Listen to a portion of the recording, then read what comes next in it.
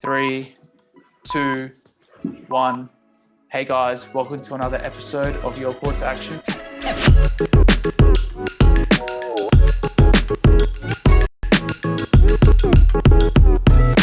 Today we got two very special guests from FedEx. We got Matt Daniels, who is the Managing Director of Sales for Australasia. And we got Paul Davison, who's the International Overlay at FedEx. How's it going, guys? Good, thanks, Simon. Good. Paul? Hi, Simon. How's it going? Yeah, good, thank you. So why don't you introduce yourselves to our audience?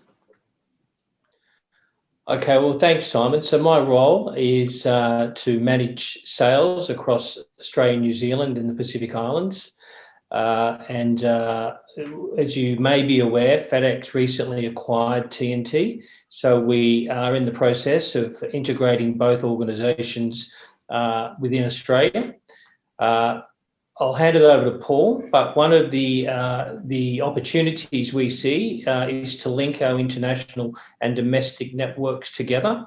And Yep. Paul is instrumental in that. Is one of our international overlays who brings that expertise of international into predominantly what's been historically a domestic market here for TNT. Yep. So as you said, FedEx has merged with TNT. So how do FedEx help online businesses? Well, you know, FedEx and TNT, they're combined, they are large. It's a large organisation with nearly 600,000 employees globally, nearly 700 aircraft. Here in Australia, we have, around about 5,000 employees. So how do we help? We help by being able to facilitate e-commerce, not just from what we would be historically a pickup and delivery, but by utilising digital and looking at solutions that help him optimise a B2C shipment getting from point A to point B. So in regards to demand for e-commerce, what's it been like this year? And do you think e-commerce will evolve in the future? Yeah, well, it's safe to say this year it's been a phenomenal growth spurt for B2C with COVID and the global economy moving towards more people purchasing from home. We've seen these type of shipments double within our business.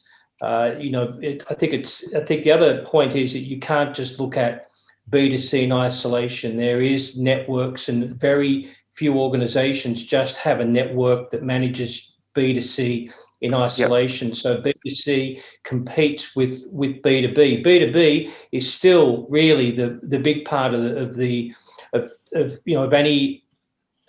network, but B2C is it really is pushing the boundaries in terms of peak, particularly around this time. Yep. We've seen we've had to really look at how we manage the last mile in particular, because predominantly, as you know, a lot of these B2C deliveries in a country like Australia are going to rural and regional areas, which create all sorts of challenges. But what we are also seeing is that we're moving towards a low-touch economy, and by that I mean people are not moving or shopping at brick-and-mortar facilities anymore. They are shopping online, and so actually for a lot of B2C customers, the only interaction they'll have with that brand or that product is with our couriers doing the last mile. So if the last mile experience is poor, then that may change the way that the customer perceives the value of the item that they've just purchased. Yeah. I always think of couriers as the modern day people in the shop. For online sales, there's no real person-to-person interaction, but obviously when you go to a shop there is. But the FedEx guy or whatever the courier is sort of like the shop clerk. Is like the modern day shop clerk for e-commerce. Yeah, that's right. I think the other thing is that is that B2C customers really need visibility over those shipments, and if they don't get it, then they call, and they can drive as 4 times as many calls into a call center as a B2B shipment. So having that visibility, being able to reassure them, and having the tools that allows customers to choose when they want it delivered or how they want that delivery left with neighbour or without signature, for example. These are some of the things and ways that our organisation is trying to provide a more cost-effective approach to how we manage B2C shipments. Yeah, for sure. So tell me a little bit more about how your business has restructured to meet the needs of e-commerce. Yeah, well, I think we work a lot with our customers. We do have a e-commerce component of our business that has specialists that look at how do we help B2C companies maximize the checkout in their shopping cart, really, because for a B2C company, that's really what they want. A lot of customers go and shop, leave it in the shopping cart, but don't actually check out. So we do that through making sure that we have the right tools and services, and that the experience for the B2C customers is great. A few things about them. For a lot of our B2C customers who are evolving, a lot of them have really just recently moved into that online store approach. And so we'll work with them to try to help them develop and position them so that they're able to go out and compete within the market. Things like, for example, cross-border inquiries. And a lot of our customers have set up B2C organizations, but don't look at the fact that it's not just customers in Australia who look at that. It will also be international as well. And having a way to provide feedback. If you don't have a way to provide feedback, then you're really restricting a lot of the customers who hit your site, because about a third look at the inquiries prior to purchasing. So we work with our customers. We try to help them understand how they can play in that B2C space. It looks easy, and in theory, it seems easy, but actually, it's still a business, and you need to make sure that you plan. You have a lot of contingencies in place, particularly around now with COVID. We've seen a reduction in the number of commercial flights, not just within Australia, but also in and out of Australia. So, for example, we have now over 20 flights in and out into Australia each week, compared to 6 a year ago. We have daily flights down now to New Zealand, and within Australia, we are really, really working hard with our partners to make sure that we have that right air network. So it's a big place, and if your facility's in Sydney and you want something delivered in Adelaide, for example, there are fewer options now. And so if you need something quick, then you need to be able to make sure that you partner with the right provider that can give you all of those contingencies. Yeah, exactly. And that probably leads on to like our first topic, which is a little bit more about shipping basics. So for us and our podcast, we really cater towards people who are just starting out, perhaps in their e-commerce journey, or who are looking to scale up. And shipping's like it's a big machine to sort of get right and understand the ins and outs. So maybe the first question could be, what are some of the basic shipping terms that all business owners should know? I'll throw it over to you, Paul. Yeah. Oh, great. Thanks, Matt. Well, as Matt touched on earlier, I think one of the main ones is integrated international and domestic shipping. You might hear the word ground occasionally. It's really about offering a seamless service from international into a domestic market and being delivered to your door. So just use that word or remember that word, integrated, because you're really looking for that closed loop system when you're doing a B2C door-to-door delivery process. There's other terms like customs clearance, con notes, tracking numbers, airway bills, line haul. You might hear those come up, particularly when you're talking to customer service representatives, as Matt was said. you'll often talk to customer service looking at the delivery to see if it's meeting the timeframes.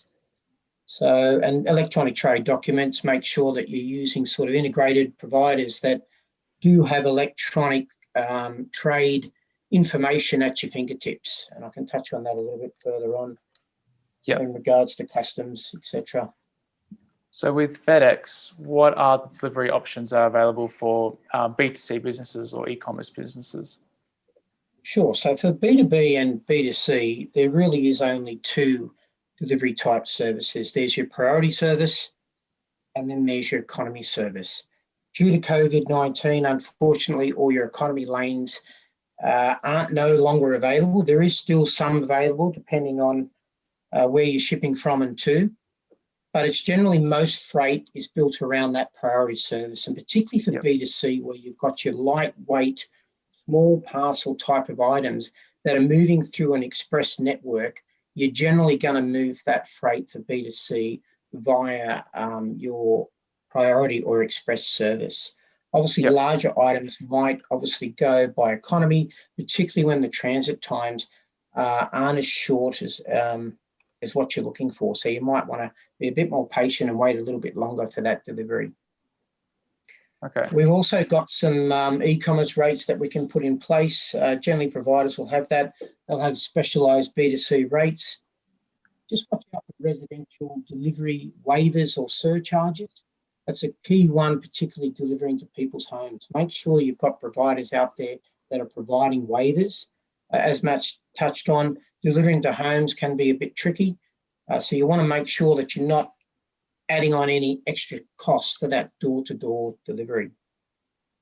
We've also got domestic services. You've got your express, which can be delivered overnight at a definite time. You've got overnight express, which is generally delivered by the end of the next business day, or depending if it's regional, it could be 2 or 3 days. You've got your road express, which travels around the country. That could be 1, 2, 3, 4 days, depending on the distance between point A and B. And you've got your technology express, which these are sort of like your high value items, your IT, your specialised items that can be fragile. They may need tail lifts, they may need stair lifts.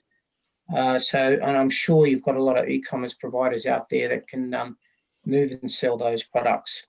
But just remember that FedEx is really suitable for e-commerce shipments. It's those packages or satchels that you get that are a weight between 0.5 and 2.5 kilos. And look for a provider that can return your products efficiently.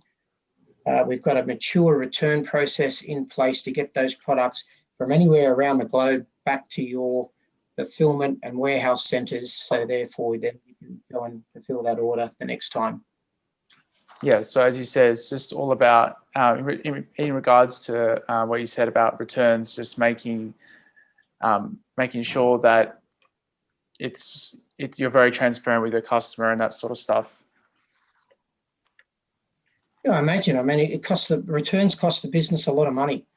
Yeah, that's true. And I know that is a special item within e-commerce. I mean, I'm not too sure on the percentage of returns, but some businesses can have 20 or 30% returns, particularly for your retail type items. We see a lot of that within our business. So we've set up some stringent sort of processes that are in place. They're mature processes, and they make sure they work very efficiently, communicating back to you, the customer, on getting those items back into your warehouse. Yep. So in regards to standard and express shipping, is the difference between those just the speed, or is there other differences as well? I think the main difference between express or priority and economy service is got to do with the actual loading or the boarding of the aircraft. Your economy service will take less priority, hence the name of the priority service. So you might get in a situation, particularly in COVID-19, where there's limited capacity, or now as Christmas orders are going across the world, you'll find that your economy service may get bumped. I think that's the best way that everyone would understand. That you'll get bumped, and you may then extend your transit times out by 1 day, 2 days, 3 days. So you really want to have a look at making sure that if you're an e-commerce provider, that you're really using an express service, because, once again, it's that low weight, small parcels that we're moving. And a lot of those COVID lanes aren't available for economy service anymore. And we're not too sure when they're going to come back. Yeah, we'll touch on, I guess, all the shipping challenges that are, with COVID, this whole COVID situation a little bit later on. But what are some, so if you're shipping like goods yourself, like what are some things that you should keep in mind? If I was running an e-commerce business and I had to ship goods around the world, having, myself been in the international arena, I would say customs clearance, destination customs is the number one area to understand. Understand the restrictions. There could be prohibited items. Understand your harmonisation commodity description or your HS codes. Know those codes, look at them up online, get the information, understand what are the pitfalls or the risks of sending those products into different markets. And most importantly, understand your duties and your taxes. Brexit, just as an example, there's some VAT changes occurring at the moment going into both the UK and into Europe. So understand that, and then have a provider that can provide all that information for you at your fingertips. Have that all electronically accessible online. Yeah, exactly right. I think the taxes and duties, especially when you're sending stuff overseas, is a lot of people get caught out, especially when you can send something overseas and your customer ends up with a tax bill, like a surprise tax bill at the door, and it has to be looked at a bit more and understood. Sure, even experts can get caught out in that one. I might have got caught out in one quite a few years ago as well for some product coming in from China to Australia. So you've got to certainly look out for getting a money surprise at the end of the process. Yeah. So in regards to shipping challenges for Australians, what are the top 3 logistical challenges that Australia is facing right now? Well, I'd like to first just say that the number one challenge, and will always be the number one challenge, is Australia itself. We live in a low density population. We've got a large land size, and moving product around the country is a challenge in itself. Not just from an air freight perspective, but also then connecting into that ground network or that domestic network where they need to then go and on deliver or find a mile, as Matt said, onto intrastate or regional type locations. But if you're going to nominate 3 main logistical challenges at present, it really is the extended transit times for import shipments into Australia, and particularly Perth. We don't have the capacity in the commercial airlines anymore. As Matt said, we've sort of flexed up with our network, bringing in more freighters into Australia, but they're coming via Sydney. So they're not coming direct into Perth. So there's very limited space coming directly from, generally for international, from Singapore into Perth. The number 2 would be the domestic freighters. Obviously, VA or Virgin Australia, with their collapse, there was once again limited space in the domestic market. So therefore, once again, we started having to look at how we can change our ways of getting that product to our clients. Do we air freight it into the country? And then how do we road line haul it or even train line haul it and get it to our clients as soon as possible? And the beauty of FedEx is that we're always looking for different ways of how we can sort of change our processes to make sure we can meet those expected transit times, particularly for e-commerce clients.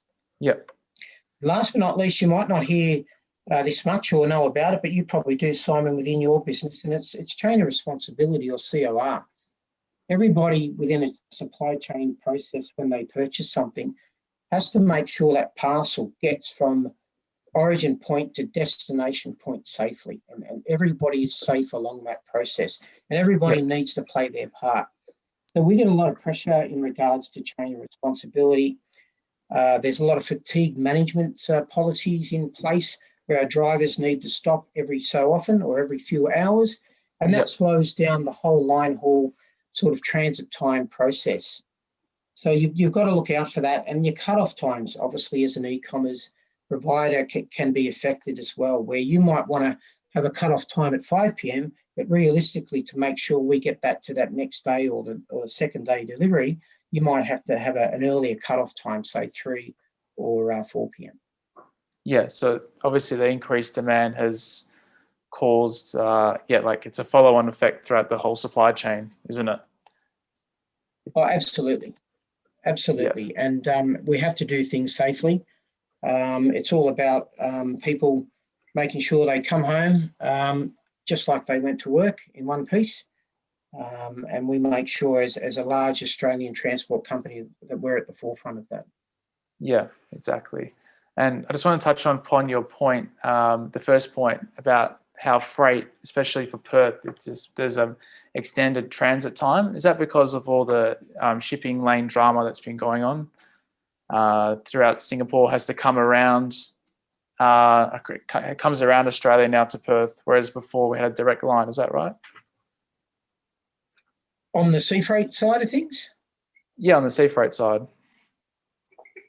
As far as I know, we still have direct shipments from Singapore into Perth, but the sea freight area is really restricted at the moment. I think you've seen something about the container shortage globally. Yep. You've probably seen something in the news just last week about prices going up. So there's obviously a space issue due to the lack of containers, and that pushes the price up. But yeah, I mean, but obviously the difficulty has been probably moving the larger items. So if you're trying to bring in pallets of product that then you're going to sell online, the problem has been that a lot of that freight that used to come in on economy service is no longer going via economy and is having to go via Sydney on a freighter network and then line hauled across from Sydney into Perth.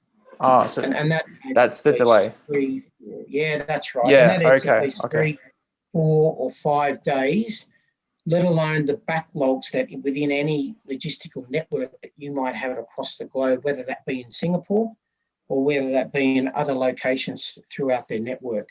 So that just adds to the transit time. So it's been difficult to commit to those fantastic transit times that we're known for at FedEx. Yeah. See.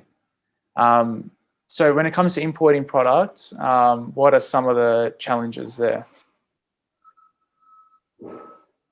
If I maybe just take that one, I think the key challenge at the moment is capacity. So if you take most international organisations like us, we bring 5 shipments in and export 1. So it's 5 to 1.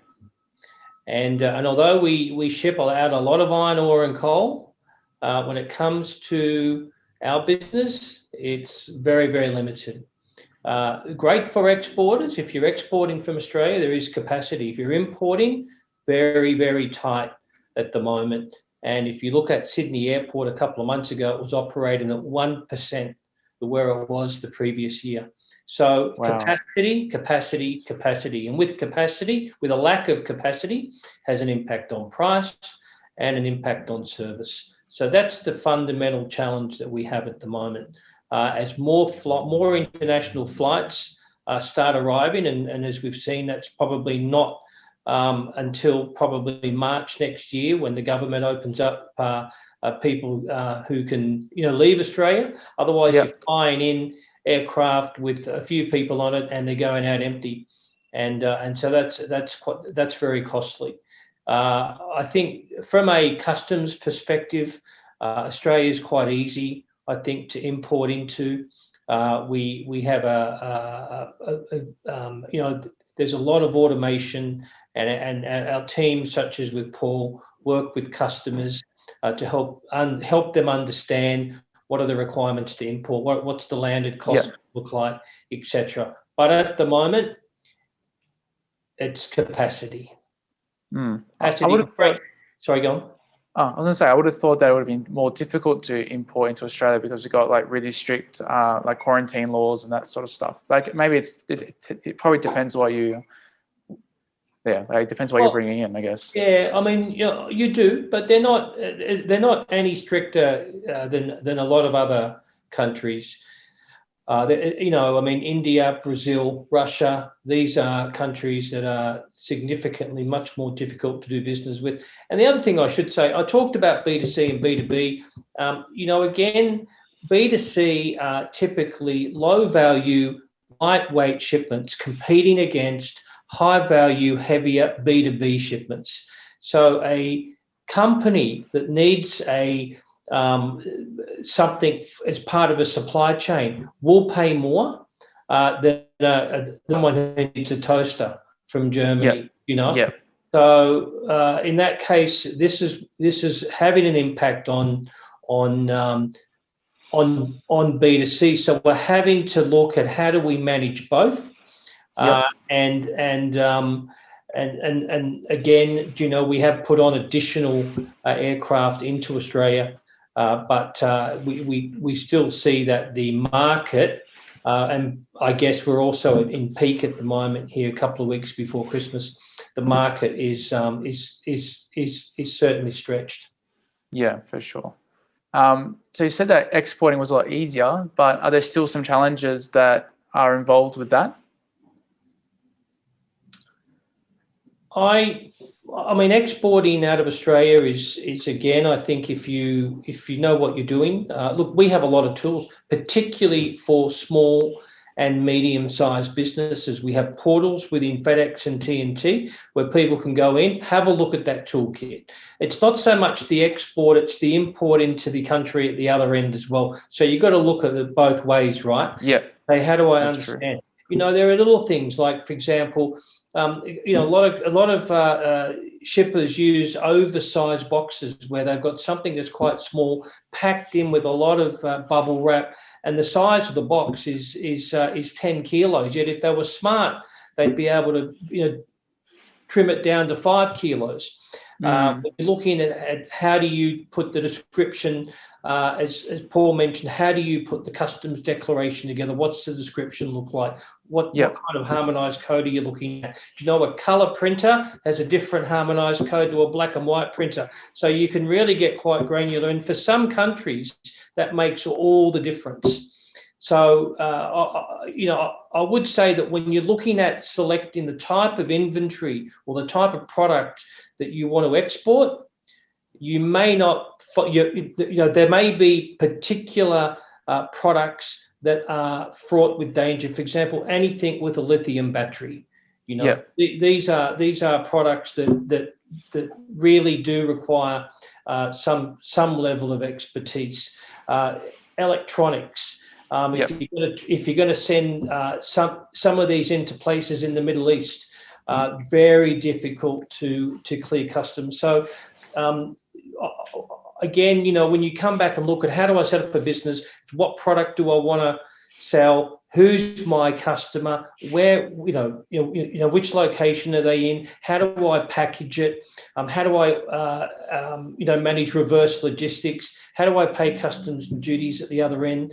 There's a multitude of questions, and when people see B2C, that looks really easy, let's just get into that business, they could find themselves all of a sudden without any product.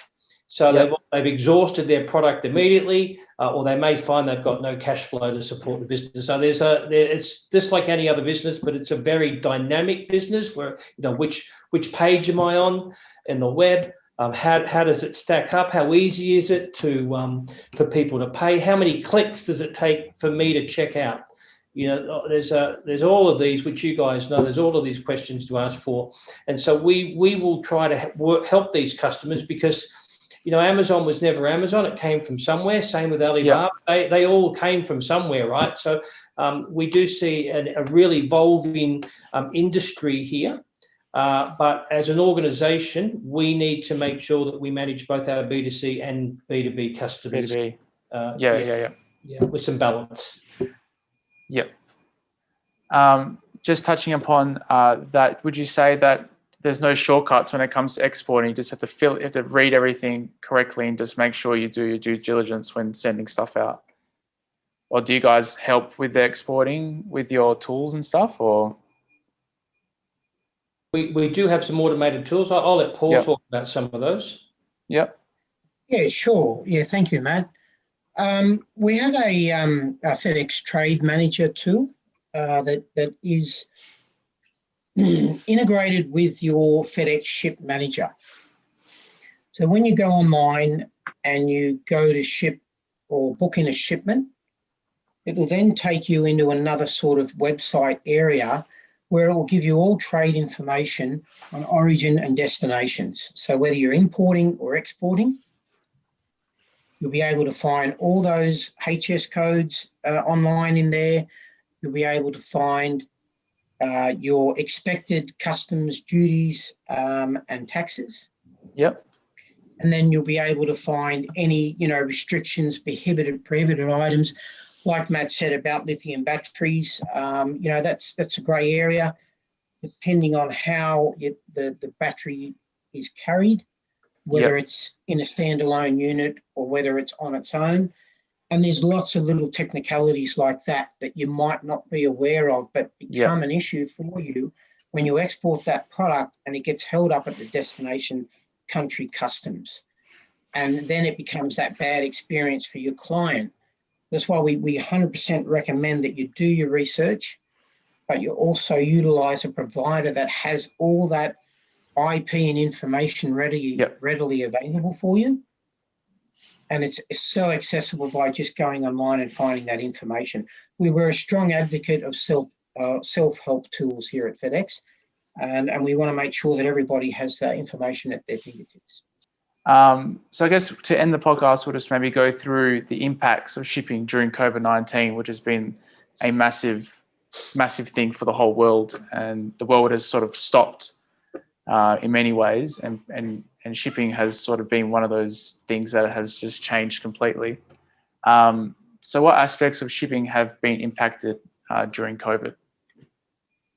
I think when you look at a signature, so in the past we always had to have someone sign something, or now obviously we physically distance.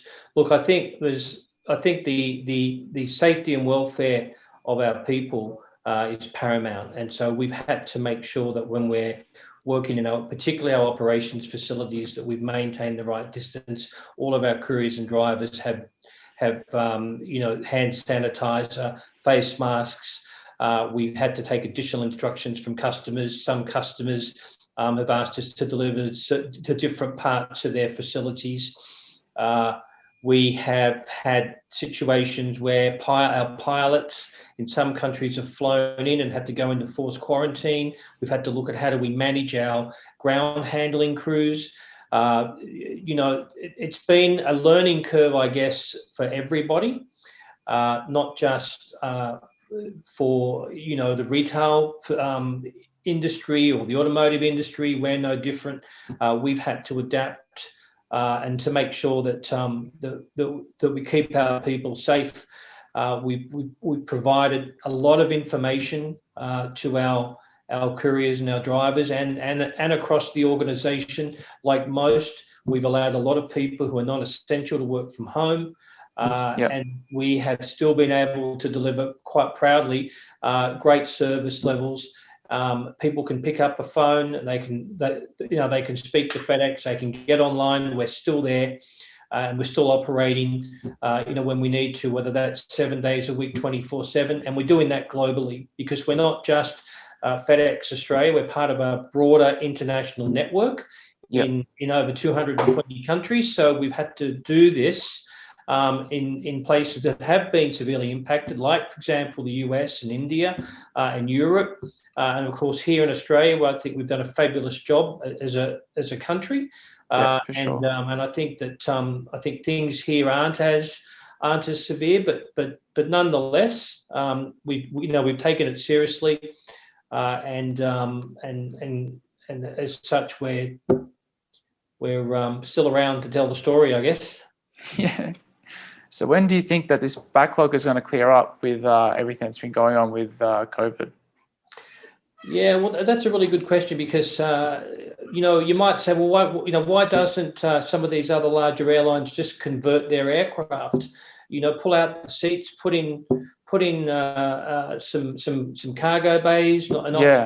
It's not that easy.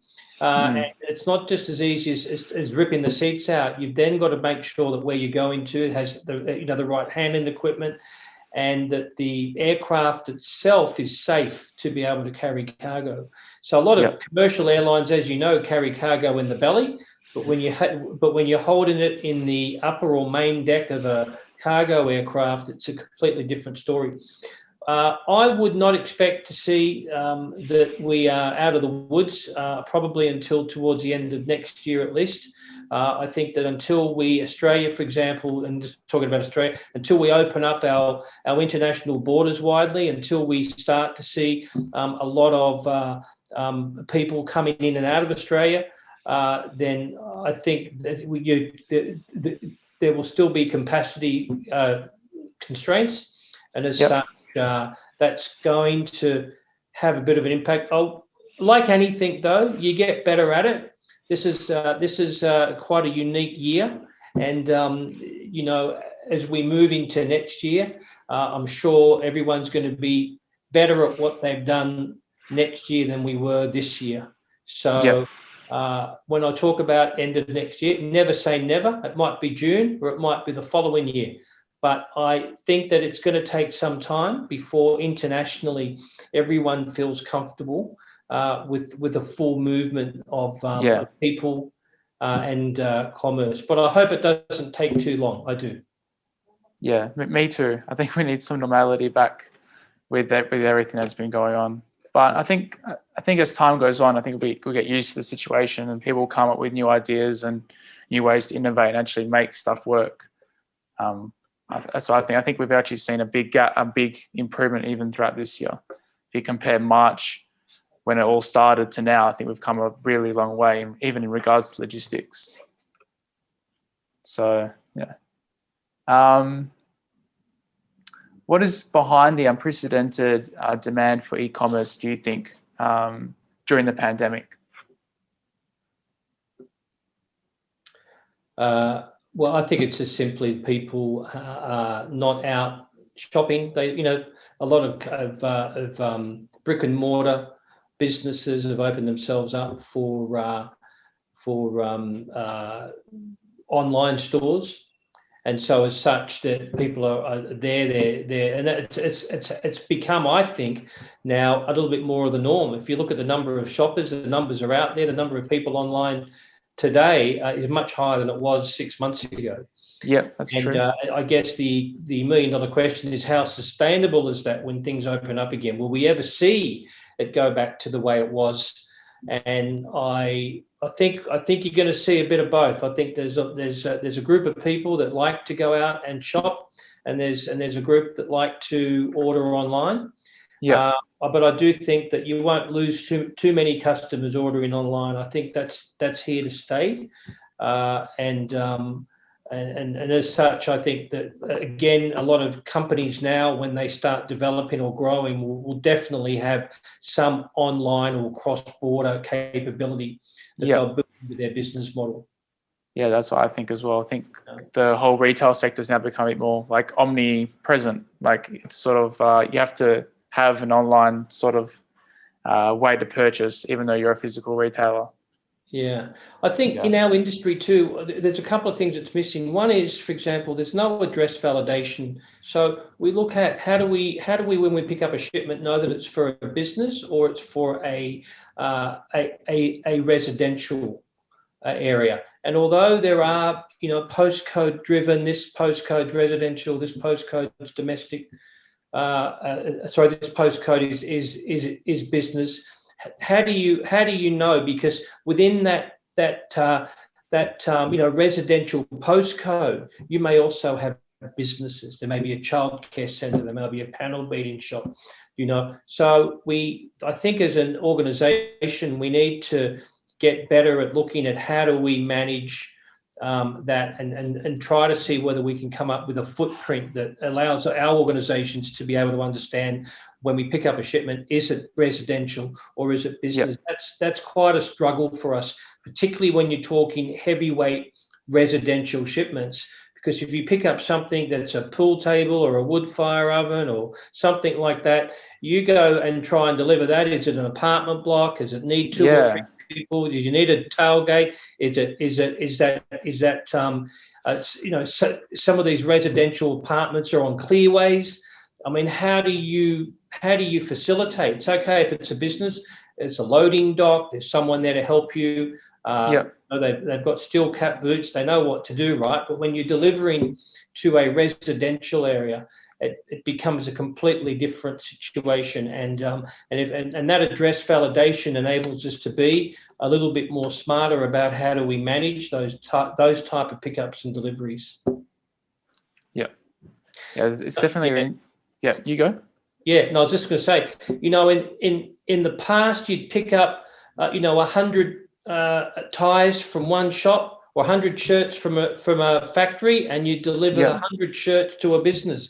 Now you pick up 100 shirts from a factory, and you deliver a shirt 100 times. That's true. Yeah, it's like 100 times the work in a way. This is how it's going, right? 100 shirts to different places, to 100 different addresses, and so, as an organisation, it is challenging. We are adapting our model. It's not going to go away, so we can't just bury our head and say B2C is just a fad. It's not a fad. It's certainly here to stay, but we need to make sure, how do we make it work for ourselves profitably? How do we make sure we play in the space and protect our brand? Yeah. It's actually a pretty interesting way to look at it. Like, I never thought of it like that. Whereas, it's like, you're just doing it's like you sending out, how you said before, 100 shirts to the business. It's like you sending out that one shirt. So instead of you sending 100 at once, so you're sending one at a time. That's what it's like into that delivery network. And it can easily get congested, as you said earlier in the podcast. So just the last question before we close. How can businesses optimize their strategy during the pandemic as we go into 2021? That's a great question. I think you need to align yourself with the right partner first and foremost. You need to make sure that you're with an organisation, a logistics or provider that can provide you with as many services and products as you can over the life cycle of your business. So international, domestic, and help you evolve from a small and medium up to hopefully a large, multinational organisation. The other thing that I would say is that you need to make sure that you don't go in and start planning and strategizing in your business the way you've always done it. It is different. You need to find alternative sourcing. In some companies where they haven't built inventory, they need to build it. In some where they've got enough, they might need to shed it. But there is disruption out there, more than what we've ever seen. And so if you take that approach that's worked for you in the last 3 or 4 or 5 years, it may not work next year. So I think you need to go in with both eyes open, and you need to ask yourself a lot of what ifs. Yeah, exactly. And as you said before, like, we just need to sort of adapt to the situation a bit more. Certainly. Yeah, good point, Matt. I also think that transparency is key, particularly with your transport provider. Make sure they understand your supply chain process. So if you've got sort of orders coming out or a forecast, particularly in peak type of seasons like we're in now for Christmas, try to be as forward as you can in giving those forecasting plans to your transport provider. If you're a key sort of premier type client, we will certainly look after your business and make sure that we can adequately apply the right resources within our business to make sure we're delivering your product to your expected timeframes. So that will wrap up the podcast. Thank you so much for appearing on. It's good to have a chat about COVID, some shipping basics and that sort of thing. Just thanks heaps. If anyone wants to get in contact with you guys or FedEx about if they got any questions or anything, is there a way for them to do that?